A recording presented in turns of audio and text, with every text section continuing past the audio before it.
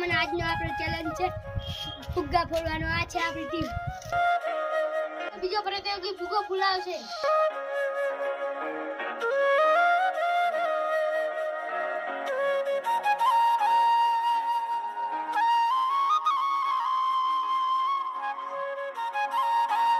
હારી જશે કેમ કે આનું મોઢું પલળી ગયું. ત્રીજો પ્રતિયોગી આવી ગયો છે, હવે ઈ ફુગ્ગો ફૂલાવશે.